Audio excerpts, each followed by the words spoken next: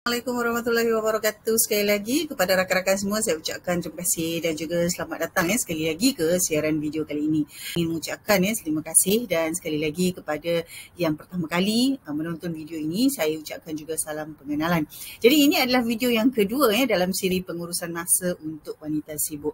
Dalam siri yang pertama soalan yang besar yang kita lontarkan kepada anda ialah tentang apa yang mahu dicapai. Di setiap daripada kita mempunyai prioriti ataupun kita mempunyai objektif serta sasaran yang berbeza. Rancangan ini kadang-kadang dia nampak serupa tetapi masih tidak sama. Ada banyak faktor yang menyebabkan perbezaan-perbezaan ini berlaku. Namun saya ingin membawa perbincangan pendek kita ini kepada fokus satu perkara yang mana saya yakin semua orang, terutama wanita yang sibuk, mahu dan mesti mempunyai sasaran yang khusus untuk perkara yang ini. Jadi saya yakin soalan ini merupakan antara perkara penting sebelum kita bercakap tentang pengurusan masa dalam konteks yang lebih luas. Pertama sekali soalannya adalah apakah kita mahu sihat? Saya yakin tentu kita jawab, ya, saya perlu sihat, saya nakkan kesihatan, saya perlu sihat. Jadi, apakah masa yang kita peruntukkan untuk memastikan diri kita sihat? Ini adalah antara beberapa perkara yang kita nampak seperti perkara yang biasa dan ringkas, tetapi tuan dan puan, terutamanya kepada wanita yang sibuk, ada kalanya kita terlalu sibuk memikirkan perkara-perkara yang melibatkan orang lain. Sekiranya kita seorang suri rumah, kita memikirkan tentang ahli keluarga kita. Sekiranya kita bekerja, kita memikirkan tentang rakan sekerja, tentang ketua-ketua yang perlu kita berikan laporan dari masa ke semasa. Sekiranya kita seorang aktivis yang mempunyai banyak aktiviti dalam persatuan ataupun parti terutamanya, kita banyak mendahulukan keperluan orang lain di sekeliling kita. Walau bagaimanapun, ia tidak bermakna apabila kita mendahulukan diri kita, tidak bermakna kita ini menjadi seorang yang mementingkan diri sendiri.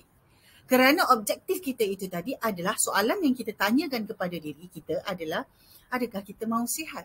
Jadi untuk sihat itu ada masa-masa yang kita perlu peruntukkan untuk diri kita. Jadi antaranya, adakah kita mempunyai aktiviti yang betul-betul mengkhusus kepada diri kita untuk diri kita ini sihat? Contoh yang mudah, adakah kita beri masa kepada diri kita untuk memilih makanan yang sihat? Adakah kita memberi masa kepada diri kita untuk melakukan aktiviti-aktiviti yang menyumbang kepada kesihatan kita?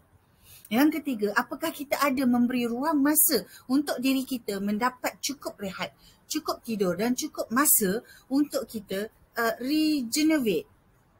Untuk kita menghasilkan semula tenaga supaya kita kembali dan memberikan yang terbaik kepada orang-orang di sekeliling kita.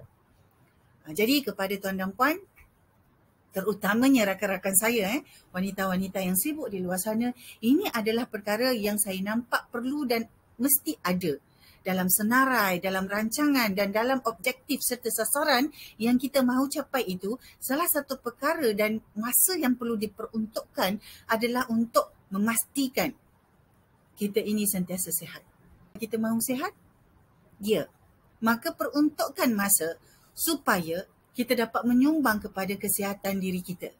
Dengan itu, kita dapat memberi lebih baik perkara-perkara, dapat menggunakan tenaga kita secara optimum serta memberi impak yang lebih baik kepada orang-orang sekeliling kita. Bukan untuk itu, video kali ini, soalan seterusnya adalah untuk tuan dan puan jawab sendiri, terutamanya kepada semua wanita yang sibuk, apakah anda mahu sihat? Jika ya, peruntukkan masa, berikan masa. Sehari, seminggu, sebulan, mesti ada masa yang diperuntukkan untuk menyumbang kepada kesihatan diri tuan dan puan.